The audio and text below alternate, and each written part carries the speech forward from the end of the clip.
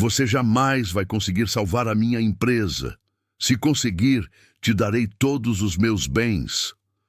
O CEO coreano gritou com a faxineira negra. Min Jun Park não era um homem comum. Aos 42 anos, ele já tinha acumulado uma fortuna que a maioria das pessoas nem consegue imaginar. Sua empresa movia mais de 2 milhões de toneladas de carga por mês entre a Ásia e a América Latina. Ele tinha executivos em 20 países diferentes, pilotos de avião particular à sua disposição. Mas naquele escritório em São Paulo, cercado por janelas gigantes que davam vista para toda a cidade, ele se sentia pequeno. Pela primeira vez em 3 décadas de carreira, Min Jun não tinha respostas. A filial brasileira estava afundando, e ninguém entre seus 300 funcionários sabia por quê. Os investigadores internos que ele trouxe de Seul também não descobriam nada. Os auditores não achavam nada irregular nos registros, mas o dinheiro desaparecia, dia após dia, mês após mês. Ele estava em pânico total, só que ninguém podia ver isso, porque Min Jun Park era um mestre em disfarçar o pânico, era um mestre em transformar qualquer crise em uma oportunidade de parecer no controle. E foi aí que ele teve a ideia mais absurda da sua vida profissional. Uma ideia que seus assistentes tentaram convencer que era loucura. Antes de continuar essa história, preciso de um favor pessoal seu. Se você gosta daquelas histórias que mexem fundo com a gente, que fazem a gente repensar a vida, que nos mostram que a gente é capaz de muito mais do que imaginamos, então se inscreva agora no nosso canal. Eu prometo que cada história que a gente traz aqui vai te tocar de um jeito que você não vai esquecer. Também vem comigo nos comentários e me diz de que cidade você está assistindo agora. Quer dizer, de que cidade você está assistindo essa história? Porque eu fico feliz demais em saber que estou conectando com pessoas de todos os cantos do Brasil, do mundo inteiro mesmo. Agora sim, deixa eu te contar o que aconteceu naquela manhã de terça-feira em São Paulo. Min Jun Park era o CEO de uma das maiores empresas de logística da Coreia do Sul, um homem que nunca tinha levado um não como resposta. Ele tinha acabado de chegar de Seul para auditar a filial brasileira, e o que ele viu o deixou em pânico. Os números não fechavam, os gestores mentiam, os lucros desapareciam em lugar nenhum. Ninguém conseguia explicar o que tinha acontecido. Ele estava sentado em uma poltrona de couro preto, em um escritório no 27º andar, quando olhou para seus assessores e soltou aquela risada que iria mudar tudo. Uma risada que começava como uma gargalhada, mas que tinha uma dureza por trás. Se alguém conseguir achar o problema e salvar essa empresa para mim, Min Jun disse, enquanto tirava a gravata de seda italiana do seu pescoço, eu dou R$1 milhão para essa pessoa. $100.000. Ninguém em meu círculo conseguiu nem abrir a boca. 1 milhão? Em uma companhia que estava afundando, era como oferecer água para um homem que estava afogando em um rio. Absurdo, impossível. Min Jun sabia que ninguém ia conseguir fazer aquilo, mas ele precisava de algo.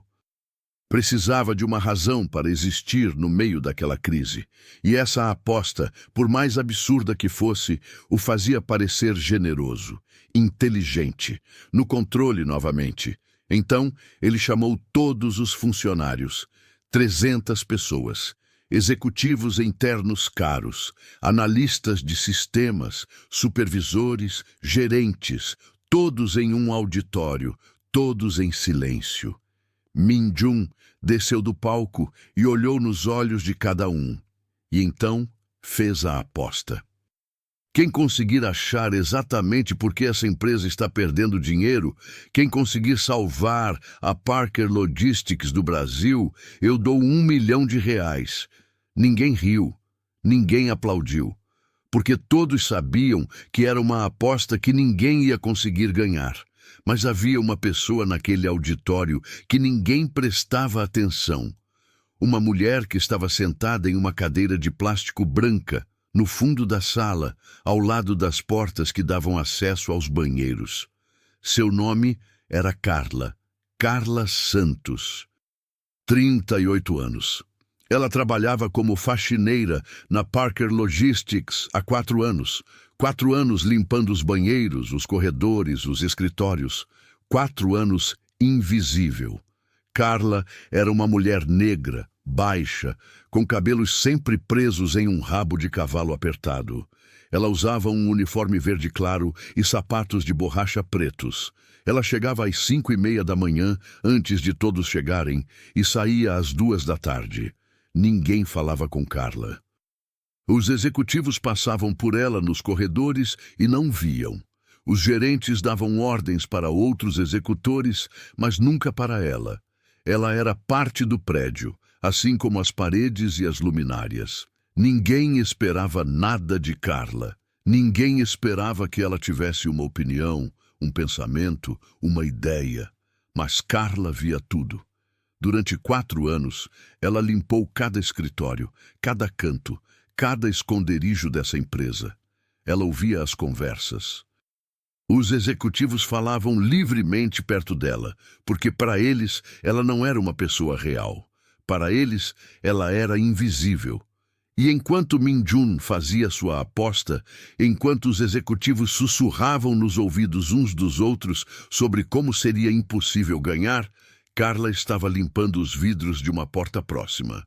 E ela estava ouvindo tudo. Mas não era a aposta que a interessava. Era o que ela tinha visto nos últimos meses. Detalhes pequenos, coisas que ninguém mais tinha notado. Coisas que só uma pessoa invisível conseguiria reparar.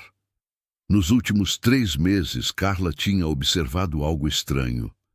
O gerente de operações, um homem chamado Rafael, sempre abria a porta do arquivo em horários diferentes, às vezes às 8 da noite, quando ninguém mais estava no escritório, às vezes no fim de semana, e ele sempre fechava a porta rápido quando ouvia passos. 3 meses atrás, Carla tinha visto Rafael olhando para uma planilha em seu computador com expressão assustada. Ele deletava arquivos, muitos, rápido demais. E havia mais. Havia a história do motorista de entrega. Um rapaz que entrava pela garagem, subia para o 2º andar e descia 20 minutos depois com caixas. Caixas que não tinham nada a ver com logística. Caixas que eram movidas rápido demais, com uma urgência que não fazia sentido. Carla tinha visto isso 5 vezes. 5 vezes em 2 meses. E havia o terceiro detalhe, o mais importante. Há 6 meses, quando ainda limpava o escritório do gerente de finanças, ela tinha visto um e-mail impresso e jogado na lixeira.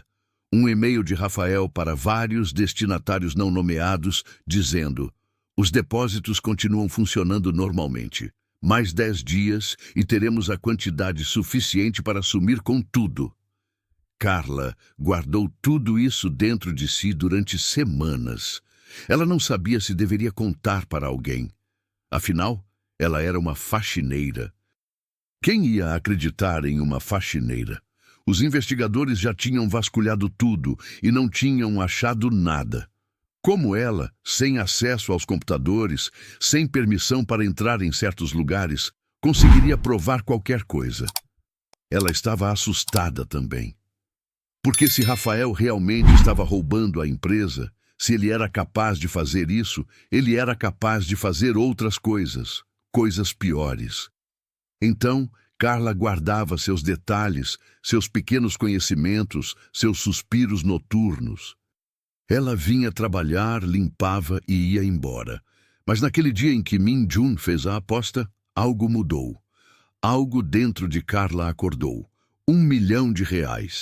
Isso era uma vida que ela nunca tinha imaginado para si mesma. Seus filhos poderiam ir para uma escola de verdade. Ela poderia pagar um médico que não fosse do SUS. Poderia sair daquele apartamento de 60 metros quadrados no Jardim das Flores. Poderia respirar. Naquele momento, em silêncio, No fundo do auditório, Carla tomou uma decisão. Ela ia conversar com Min Jun. Ela ia tentar ganhar aquele milhão. Mas como?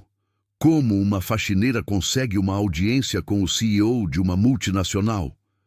Carla esperou o auditório esvaziar. Todos os executivos saíram falando sobre a aposta, fazendo piadas, certos de que ninguém ia conseguir ganhar. Min Jun estava caminhando para a porta quando Carla apareceu na frente dele. Ele parou por um segundo, confuso.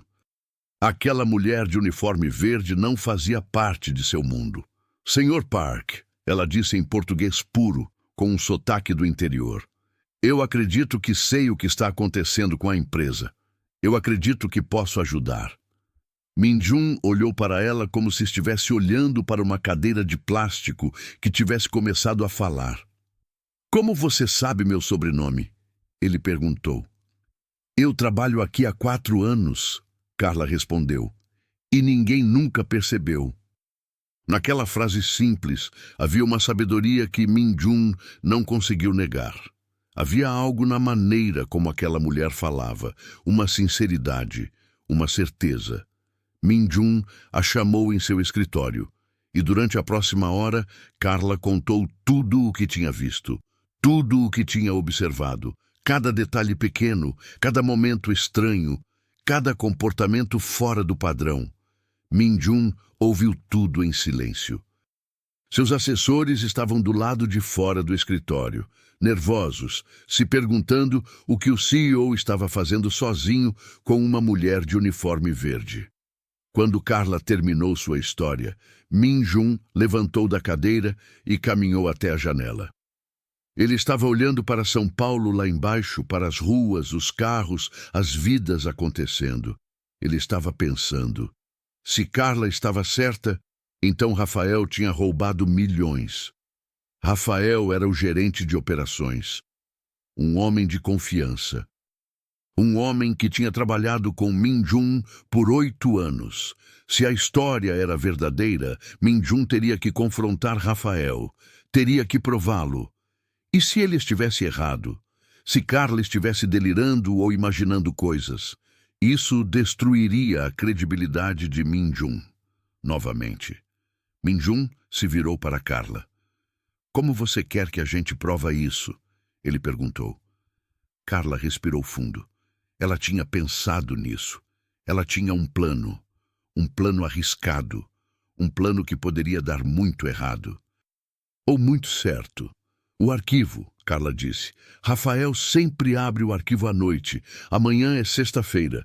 Ele provavelmente vai lá de novo. Se você colocar uma câmera escondida, você vai ver o que ele está fazendo lá. Era simples, era genial. Min Jun chamou seu investigador particular, um homem que ele mantinha em contato para coisas especiais. O investigador colocou uma câmera de segurança extra no arquivo, escondida em um detector de fumaça. Uma câmera tão pequena que ninguém conseguiria ver.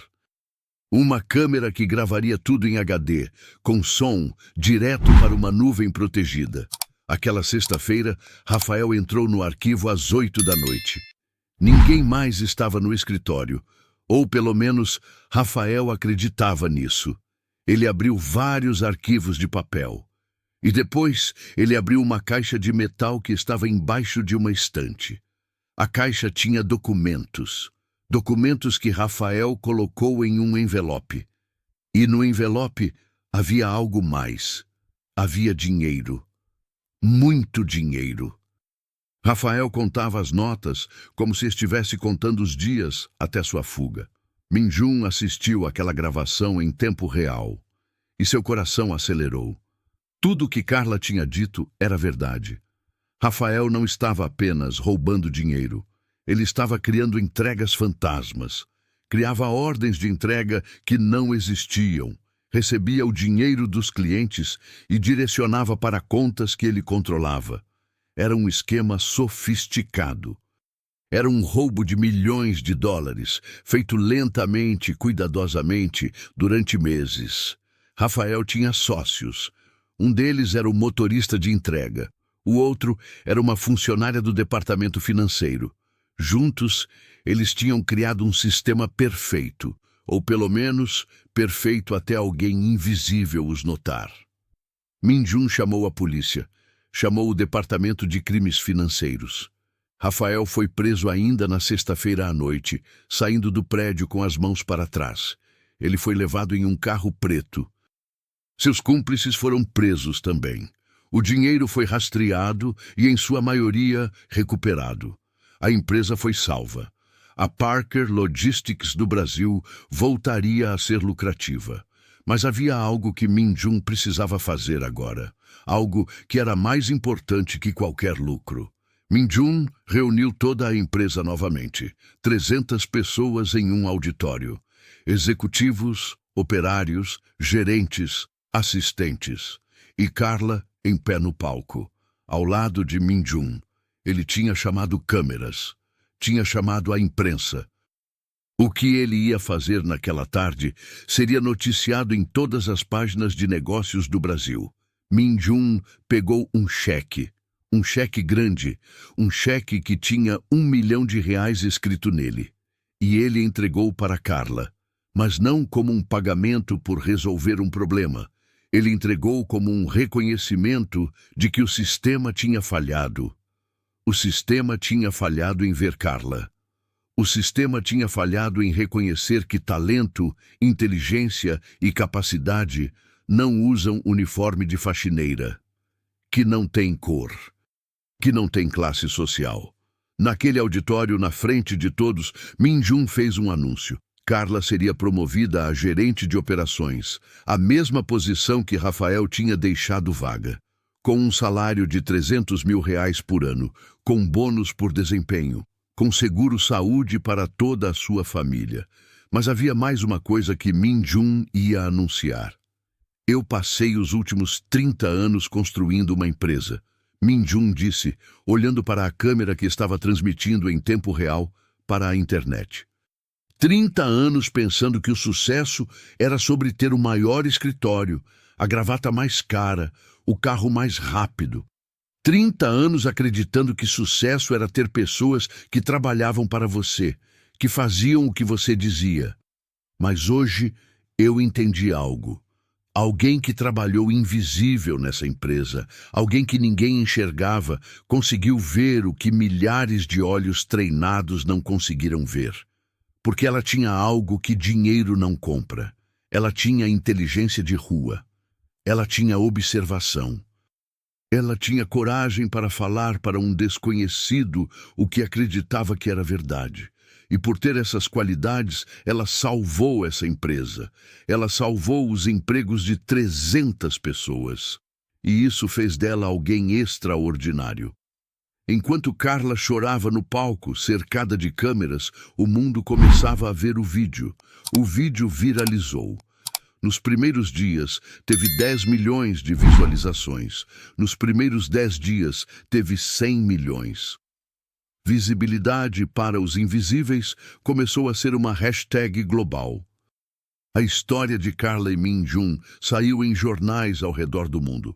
BBC News fez uma matéria. CNN fez um documentário. Diretores de recursos humanos de empresas gigantes começaram a reconsiderar seus processos de contratação. Começaram a pensar quantas Carlas estavam limpando seus banheiros, quantos gênios estavam varrendo seus pisos, quantas oportunidades perdidas havia todo dia, apenas porque a sociedade tinha criado categorias de invisibilidade. Universidades começaram a convidar Carla para palestras. Ela falava sobre como você não precisa de um diploma de Harvard para ter uma ideia brilhante. Ela falava sobre observação, sobre como o mundo te ignora e você aprende a ver mais. Corporações começaram a implementar programas chamados Projeto Visibilidade, onde funcionários de todos os níveis, inclusive limpeza e manutenção, eram convidados a participar de reuniões de resolução de problemas. Porque o que Min Jun aprendeu, o mundo agora também precisava aprender. Mas nem tudo foi fácil para Carla. Com a fama veio também a inveja. Com a riqueza veio também a desconfiança. Alguns de seus colegas que ainda trabalhavam na Parker Logistics começaram a sussurrar. Disseram que ela tinha feito um acordo. Disseram que ela conhecia Min-jun desde antes. Disseram que o R$ 1 milhão era, na verdade, um acordo de silêncio sobre algo ainda pior que estava acontecendo na empresa. As redes sociais, aquele lugar onde verdade e mentira dançam juntas, começaram a espalhar essas teorias. Carla recebeu mensagens de ódio. Mensagens de pessoas que a acusavam de ter inventado a história. Mensagens de pessoas que diziam que ela tinha roubado o crédito de alguém. Carla começou a receber propostas, ofertas de emprego, convites para fazer consultoria, ofertas de R$ 100 mil para fazer uma palestra de 1 hora, ofertas de casas, de carros, de coisas que ela nunca tinha sonhado em ter, mas com cada oferta, ela também recebia uma dose de desconfiança. As pessoas queriam conhecer Carla, a faxineira, mas não queriam conhecer Carla, a mulher. Havia uma diferença que ninguém percebia.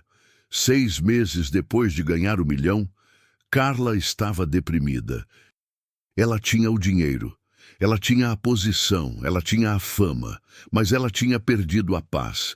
Ela estava vivendo em um apartamento de 4 quartos, em um condomínio fechado, tinha uma empregada doméstica, tinha um carro Mercedes-Benz, mas ela acordava toda noite suando. Pesadelos onde ela era novamente invisível, mas dessa vez ninguém conseguia a encontrar. Min-jun sabia disso. Min-jun tinha visto Carla ficando mais silenciosa a cada reunião. Min-jun tinha visto o brilho nos seus olhos desaparecendo. Então ele fez algo que poucos CEOs fazem. Ele parou tudo o que estava fazendo e foi conversar com Carla como um ser humano, não como um CEO. Não como um homem rico falando com uma mulher pobre que ficou famosa, mas como um colega, como um amigo. Eles se sentaram em um café perto do prédio da Parker Logistics. Um café comum, um lugar onde ninguém os reconhecia. E pela primeira vez, Carla chorou em frente ao seu chefe. Eu não sei se consigo fazer isso, Carla disse entre lágrimas. Eu não tenho educação para isso. Eu nunca estudei administração. Eu nunca trabalhei com números grandes. Quando você me promoveu, eu achei que seria bom, que seria uma oportunidade. Mas agora todo dia alguém está esperando que eu fracasse. Agora todo dia alguém está procurando uma razão para provar que eu não mereço estar onde estou. Min-jun ouviu tudo sem interromper. Depois, ele contou sua própria história. Contou sobre os seus primeiros dias na empresa da sua mãe, na Coreia. Contou sobre como ele tinha cometido erros, grandes erros, erros que custaram dinheiro, erros que seus gerentes queriam que ele escondesse. Mas ele não escondeu, ele aprendeu. Contou sobre as vezes que ele não tinha educação suficiente, que ele tinha que trabalhar 2 vezes mais que qualquer executivo formado para provar que era capaz. Contou sobre a discriminação, sobre as portas que foram fechadas na sua cara. E então, Min-jun disse algo que Carla nunca ia esquecer. Carla, você acha que você não merece estar onde está porque você limpava pisos? Deixa eu te contar um segredo. Você merecia estar onde está porque você limpava pisos, porque você aprendeu a ver, porque você entendeu que ter sucesso não é sobre ter acesso, é sobre ter inteligência, é sobre ter coragem, é sobre ter observação. Você passou 4 anos observando. Enquanto os executivos da empresa estavam no piloto automático, fazendo o que faziam todo dia, você estava aprendendo. Você estava estudando o comportamento humano. Você estava estudando como as coisas realmente funcionam. Isso é educação real. A faculdade ensina você teoria, mas você aprendeu a realidade. Min-jun pegou na mão de Carla. Você não é gerente porque você ganhou R$ 1 milhão. Você é gerente porque você é capaz. E você é capaz porque você é inteligente. E você é inteligente porque a vida te forçou a ser. Aquela conversa durou 3 horas. Aquela conversa mudou tudo. Carla percebeu que a fama era apenas ruído. O que importava era o que ela fazia. Se ela fracassasse, seria porque ela não tentou, não porque ela não era digna. E se ela tivesse sucesso, seria porque ela realmente tinha capacidade. Carla voltou para a Parker Logistics com uma nova mentalidade. Ela começou a estudar, recebeu um coach executivo particular. Aprendeu sobre finanças, sobre gestão, sobre liderança, mas diferente de muitos executivos que tinha conhecido na vida, Carla não esqueceu de onde tinha vindo. Ela implementou programas na empresa chamados Mobilidade Vertical Invisível, onde qualquer funcionário, independentemente de seu nível, poderia se candidatar a posições mais altas. Ela criou bolsas de estudo para filhos de funcionários. Ela aumentou os salários do pessoal de limpeza e manutenção, porque ela entendia que eles eram os olhos da empresa. Eles eram as pessoas que podiam ver o que os executivos não conseguiam ver. No primeiro ano de Carla como gerente de operações, a Parker Logistics teve seu melhor desempenho da história. A empresa cresceu 35%. Os lucros triplicaram. Min Jun recebeu uma ligação de seu superior corporativo em Seul. Seu chefe estava vendo os números. Os números não fazem mentira. A filial brasileira, que estava afundando, agora era a filial mais lucrativa da toda a empresa Parker em toda a América Latina. Seu chefe queria saber o que tinha acontecido. Min Jun contou a história completa. Contou sobre Carla. Contou sobre como um gerente invisível tinha criado oportunidades invisíveis que trouxeram resultados visíveis. Seu chefe, um homem de 71 anos chamado Kang Dae, depois de 40 anos na indústria, disse algo que surpreendeu Min Jun. "Meu filho", Kang Dae disse pelo telefone, "você finalmente entendeu o que eu deveria ter aprendido há 40 anos. Sucesso não é sobre controlar as pessoas, é sobre liberar o potencial delas. Você não construiu um escritório, você construiu uma cultura onde as pessoas querem estar." Min Jun foi promovido, mas antes de aceitar a promoção para vice-presidente executivo, ele fez uma condição. Carla seria promovida junto. Carla seria a diretora de operações para toda a América Latina, com poderes para implementar o sistema que ela tinha criado em todas as filiais. Nos 2 anos seguintes, o sistema de Carla se espalhou por 23 filiais da Parker Logistics na América Latina. Em El Salvador, uma mulher que trabalha em atendimento ao cliente descobriu um fraude de fornecedores. No Peru, um homem que trabalha em segurança identificou um risco de segurança que os gerentes não tinham visto. Na Colômbia, uma mulher que trabalha em recursos humanos criou um sistema de retenção de talentos que reduziu a rotatividade em 40%. Todos esses funcionários foram promovidos. Todos receberam bônus. Todos tiveram suas vidas mudadas. Mas, mais importante que isso, todas essas empresas tiveram seu desempenho melhorado. Porque quando você libera o potencial das pessoas, quando você reconhece que inteligência não tem uniforme, o que você consegue é transformação real. Carla estava fazendo palestras em toda a América Latina. Universidades a convidavam para falar com seus alunos de administração. Ela falava sobre como as universidades ensinavam teoria, mas nunca ensinavam observação. Nunca ensinavam como ver o óbvio que ninguém consegue enxergar. A história de Carla começou a circular em círculos de negócios pelo mundo inteiro. Harvard pediu a ela para dar uma palestra no MBA deles.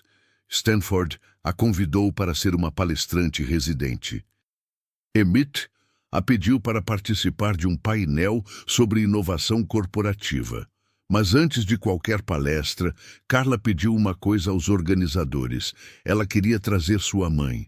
Sua mãe, que tinha passado 45 anos trabalhando como empregada doméstica em casas de gente rica. Sua mãe, que tinha garantido que Carla estudasse quando pôde. Sua mãe, que nunca tinha entrado em uma universidade a não ser para limpar os banheiros delas.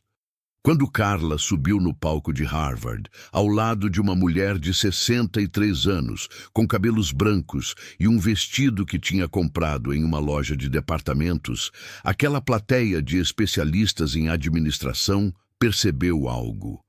Percebeu que talento não tem endereço. Percebeu que a próxima grande ideia que salvaria suas empresas poderia estar vindo de alguém invisível. E que se eles quisessem ter sucesso, precisavam mudar a forma de ver o mundo. 5 anos depois de ganhar R$1 milhão, Carla estava usando aquele dinheiro de forma que ninguém esperava. Ela tinha criado uma fundação chamada Olhos Abertos. Uma fundação que dava bolsas de estudo para filhos de pessoas que trabalham em funções de invisibilidade, funcionários de limpeza, segurança, manutenção, carregadores. Todos aqueles profissionais que a sociedade tinha decidido que não precisavam de educação superior. Aquela fundação tinha ajudado mais de 5.000 pessoas a conseguir diplomas. Alguns deles eram engenheiros agora. Outros eram médicos, outros eram advogados. E todos eles lembravam de quem tinha lhes dado a oportunidade. Lembravam de Carla. Min-jun e Carla agora eram sócios. Não apenas sócios profissionais, mas amigos de verdade. Amigos que entendiam que a jornada de ambos tinha começado em lugares muito diferentes, mas tinha levado a um lugar comum. A compreensão de que o sucesso real é aquele que você consegue compartilhar com outras pessoas, que você consegue multiplicar através das outras pessoas. Mas havia algo que ninguém sabia, algo que Carla tinha descoberto por acaso. Enquanto ela estava reorganizando os arquivos antigos da empresa para o sistema de digitalização, ela encontrou documentos que mostravam que Rafael não tinha agido sozinho. Havia pessoas fora da empresa envolvidas. Havia pessoas que tinham facilitado o roubo de longe, pessoas que tinham criado as contas fantasmas, pessoas que tinham protegido Rafael quando ele estava perto de ser descoberto. Carla poderia ter ficado silenciosa. Ninguém jamais saberia. Ninguém jamais descobriria. Ela poderia ter jogado esses documentos fora, apagado as evidências digitais e deixado tudo como estava. Porque essas pessoas fora da empresa tinham poder, tinham conexões, tinham capacidade de prejudicar Carla se ela abrisse a boca. Tinham capacidade de fazer com que ela perdesse tudo o que tinha ganhado. Mas Carla não ficou silenciosa. Carla chamou a polícia novamente. Carla chamou Min-jun. Carla abriu os arquivos. E com aqueles arquivos, outros criminosos foram presos. Pessoas importantes. Pessoas que acreditavam que estavam acima da lei. Pessoas que não esperavam ser tocadas por uma mulher que tinha começado como faxineira. Depois disso, Carla recebeu ameaças. Ameaças de morte, ameaças contra seus filhos, ameaças anônimas que chegavam por e-mail, por mensagens, até por telefone. A polícia ofereceu proteção, Min-jun ofereceu segurança privada, mas Carla recusou. Porque se ela aceitasse viver com medo, se ela aceitasse que as ameaças eram mais fortes que a justiça, então ela teria perdido. Teria perdido tudo pelo que tinha lutado. Então ela continuou trabalhando, continuou indo para o escritório, continuou dando palestras, continuou lutando e gradualmente as ameaças diminuíram, porque Carla tinha aprendido algo que os criminosos não compreendiam, que o medo só funciona se você permite que funcione, que a coragem não é a ausência de medo. A coragem é agir apesar do medo. Naquele período difícil, Min-jun não abandonou Carla. Min-jun poderia ter dito que era um problema dela. Min-jun poderia ter se afastado para proteger a empresa, mas não fez. Min-jun ficou do lado de Carla. Porque Min-jun tinha aprendido que lealdade é mais importante que lucro, que as pessoas são mais importantes que os números. Passados 2 anos desde que Carla se tornou diretora, ela estava irreconhecível em comparação com quem ela era quando limpava pisos. Não porque ela tivesse mudado de roupa, não porque tivesse ganhado dinheiro, mas porque ela tinha descoberto quem realmente era. Ela tinha descoberto que tinha capacidade de liderança, que tinha capacidade de inspirar pessoas, que tinha capacidade de mudar vidas. Carla tinha começado a escrever. Estava escrevendo um livro sobre sua jornada. Não um livro para ficar rico, um livro para mostrar a pessoas invisíveis que elas não eram invisíveis para sempre, que o mundo poderia mudar, que a sociedade poderia evoluir, que não havia limite para onde você poderia chegar se você tinha observação, coragem e vontade de agir. O livro de Carla foi publicado em 10 países, foi traduzido para 23 idiomas. Professores de todo o mundo começaram a usar o livro dela em suas aulas, não como um livro de negócios, mas como um livro sobre o que significa ser humano, sobre o que significa lutar, sobre o que significa ganhar, mesmo quando todos ao seu redor dizem que é impossível. Em uma universidade no Rio de Janeiro, durante uma palestra, um estudante levantou a mão. O estudante perguntou para Carla: "Quando você era faxineira, você sabia que seria onde você está agora?" Carla pensou por alguns segundos e então respondeu com uma verdade que silenciou o auditório inteiro. "Não", ela disse, "eu não sabia, mas eu sabia que havia mais em mim do que ninguém estava vendo. E naquele momento em que o CEO ofereceu R$1 milhão, eu soube que tinha que tentar. Porque se eu não tentasse, eu nunca saberia. E passar a vida inteira se perguntando e se é a morte em vida, é ser invisível para si mesmo." Aquele discurso virou um vídeo. O vídeo viralizou novamente, porque havia uma verdade universal nele. Havia uma verdade que cada pessoa poderia reconhecer. A verdade de que todos nós temos algo dentro de nós que o mundo não consegue ver. Todos nós temos um potencial que está adormecido. E que despertar esse potencial é a jornada que define nossas vidas. Carla criou um programa chamado Mentores da Invisibilidade. O programa conectava pessoas que tinham começado em funções invisíveis e que tinham alcançado sucesso com jovens que ainda estavam no começo de suas jornadas. Carla era mentora de 17 pessoas. Cada uma delas tinha uma história de invisibilidade. Cada uma delas tinha potencial desperdiçado. E cada uma delas estava sendo transformada. Uma delas era uma mulher que trabalha em um restaurante, que Carla descobriu que tinha talento para gestão de projetos. Outra era um homem que trabalha como segurança e que tinha capacidade extraordinária de resolver conflitos. Um terceiro era uma mulher que trabalha em recepção e que tinha visão estratégica impressionante. Todos eles tinham algo em comum. O mundo os tinha invisibilizado. Mas Carla os via. E mais importante, Carla os fazia ver a si mesmos. Porque às vezes, o primeiro passo para alcançar o sucesso não é ter uma oportunidade, é ter alguém que acredita que você é capaz.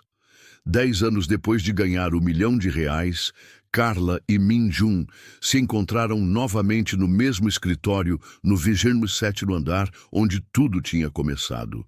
Min Jun agora tinha 62 anos. Ele era vice-presidente executivo da Parker Logistics Global. Mas havia algo diferente nele. Havia uma paz que não estava lá antes. Uma paz que vinha de saber que tinha feito a coisa certa, que tinha reconhecido o potencial onde ninguém mais conseguia ver. Min Jun estava aposentando-se, e ele estava passando seu poder para alguém, para Carla. Carla seria a próxima presidente executiva da Parker Logistics, uma mulher negra, nascida em um bairro pobre de São Paulo, que começou como faxineira. Uma mulher que tinha transformado a empresa não através de cortes de custos, mas através do reconhecimento de valor humano. Quando o anúncio foi feito, as redes sociais ficaram em silêncio por um segundo e então explodiram. Porque havia algo simbólico naquilo, havia algo que falava para o coração de bilhões de pessoas. Havia a possibilidade de mudança, a possibilidade de que você não é eternamente definido pelo lugar de onde você vem. Na primeira reunião de Carla como presidente executiva, ela reuniu todos os diretores. 342 diretores de todas as operações ao redor do mundo. Ela os chamou em um auditório, em um prédio especial construído para aquela reunião. Era um auditório que tinha sido construído de uma forma especial. Tinha 2 andares. O andar de cima era para os executivos. O andar de baixo era para os funcionários de funções invisíveis. Limpadores, seguranças, pessoal de manutenção, funcionários que trabalhavam nos bastidores. Carla desceu para o andar de baixo e pediu silêncio. Nós precisamos parar de fingir que vocês não estão aqui, ela disse. Vocês estão aqui todos os dias e nós fingimos que vocês não existem. Nós tratamos vocês como se fossem parte da infraestrutura, como fossem paredes. Mas vocês são pessoas. Vocês têm ideias, vocês têm soluções, e a partir de hoje, isso vai mudar. Carla criou uma inversão no organograma da empresa. Pela primeira vez, os funcionários invisíveis tinham o mesmo nível hierárquico de poder de voz que os executivos, não o mesmo salário, mas o mesmo poder de influência nas decisões. Se um limpador tinha uma ideia, essa ideia ia direto para a diretoria. Se um segurança identificava um risco, esse risco era tratado como prioridade. Dentro de 2 anos, a Parker Logistics tinha se transformado em uma empresa legendária, não apenas pelos seus lucros, mas pela sua cultura. Jovens queriam trabalhar lá, não porque pagava bem, mas porque era um lugar onde você era visto, onde você tinha voz, onde você era reconhecido como um ser humano, independentemente de qual fosse a sua função. A rotatividade de funcionários caiu para 4%. Era a taxa mais baixa de qualquer grande empresa no mundo, porque quando você é visto, quando você é reconhecido, quando você sabe que sua voz importa, você não sai, você fica, você luta. Você cresce junto com a empresa. Outras empresas começaram a copiar o modelo de Carla. Começaram a criar programas similares. Começaram a reconhecer que o recurso mais precioso que uma empresa tem não é capital, é talento. E talento está em todo lugar. Em qualquer pessoa, de qualquer cor, de qualquer classe social, de qualquer background. A revolução que Carla começou era silenciosa, mas era real. E mudava o mundo, uma empresa de cada vez. 15 anos depois de ganhar R$1 milhão, Carla pediu um favor especial. Pediu para que voltassem àquele prédio de logística onde tudo tinha começado. Aquele prédio onde ela tinha limpado banheiros por 4 anos. Aquele prédio onde ela era invisível. Carla trouxe uma câmera de documentário. Ela trouxe a sua mãe, ela trouxe Min Jun, e ela trouxe 10 das meninas que tinha mentorado através do programa Mentores da Invisibilidade. Todas elas estavam em posições de liderança agora. Uma delas era diretora em um banco, outra era superintendente em uma universidade, uma terceira tinha sua própria empresa. Elas entraram naquele prédio e Carla caminhou até o banheiro onde ela havia passado milhares de horas limpando pisos, limpando espelhos, limpando privadas. Ela parou em frente ao espelho e olhou para si mesma. A mulher que estava olhando de volta não era a faxineira invisível, era a presidente executiva, era a inspiradora de gerações, era a mulher que tinha mudado o mundo. Mas nos seus olhos havia ainda aquela mesma determinação, aquela mesma força, aquela mesma coragem que a tinha feito falar para um desconhecido sobre o que ela tinha visto. Naquele documentário, que foi lançado em uma plataforma de streaming e assistido por 200 milhões de pessoas em 6 meses, Carla deixou uma mensagem. Uma mensagem que não era para executivos, não era para pessoas ricas, não era para pessoas que já tinham sucesso, era para as pessoas invisíveis, para as pessoas que limpam banheiros, para as pessoas que cuidam de casas, para as pessoas que trabalham em funções que a sociedade decidiu que não importam. Você importa, ela disse olhando direto para a câmera. O que você faz importa, quem você é importa. E se o mundo ainda não viu, é porque o mundo não está olhando corretamente. Mas você não precisa que o mundo veja. Você precisa que você veja. Você precisa acreditar que dentro de você há mais, que você é capaz de mais. Porque quando você acredita em si mesmo, quando você observa o mundo, quando você vê o que ninguém mais consegue ver, você não é invisível. Você é extraordinário. Você é extraordinário. Aquela frase se tornou um movimento. Você é extraordinário. E bilhões de pessoas a usaram. Min Jun morreu com 91 anos. Ele morreu em paz. Ele sabia que tinha legado algo maior que qualquer empresa. Tinha legado a compreensão de que sucesso não é medido em quanto dinheiro você acumulou. É medido em quantas vidas você transformou. É medido em quantas pessoas você ajudou a ver seu próprio valor. No seu funeral, estavam pessoas de todas as partes do mundo. Estavam executivos milionários, estavam professores, estavam limpadores, estavam as pessoas que Min Jun tinha ajudado. E havia lágrimas, porque todos compreendiam que uma era rara tinha se ido. Carla falou no funeral.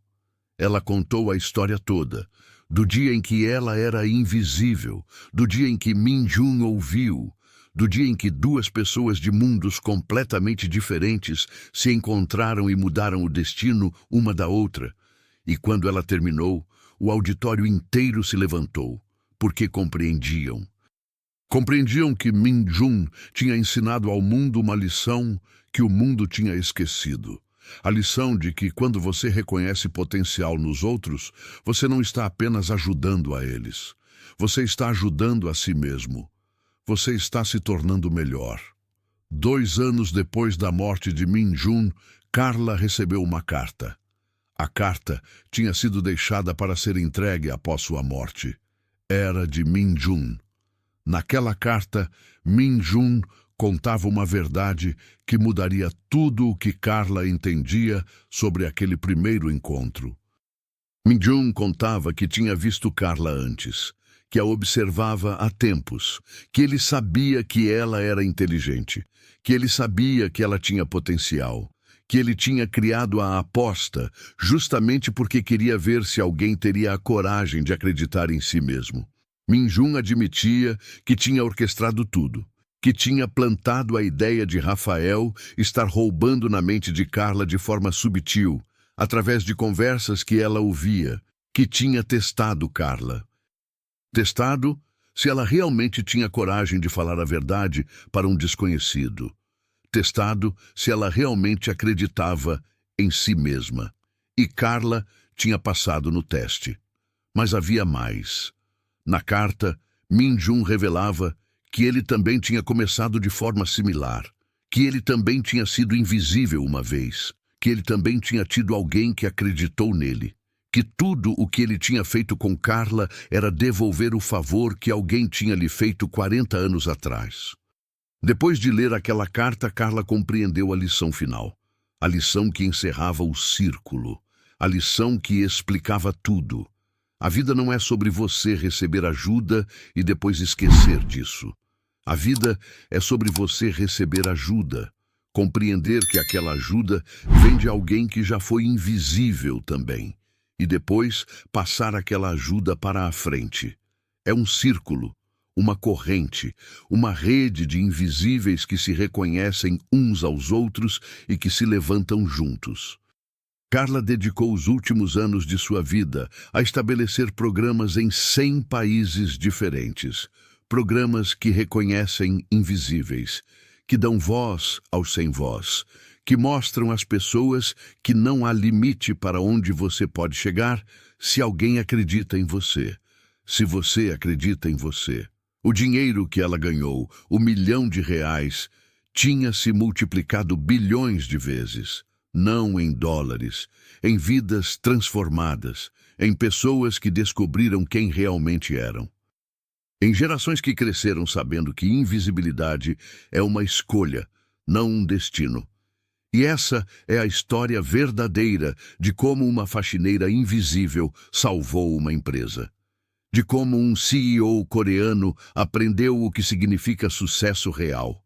De como duas pessoas de mundos diferentes se encontraram e mudaram o mundo. Porque no final, a verdade é essa: o verdadeiro tesouro nunca foi o dinheiro. O verdadeiro tesouro sempre foi o reconhecimento de que em cada pessoa, não importa quem seja, há extraordinário esperando para ser descoberto. Há extraordinário esperando para ser liberado. E quando você libera o extraordinário em você, você também libera em todos ao seu redor. E isso, meu amigo, muda tudo.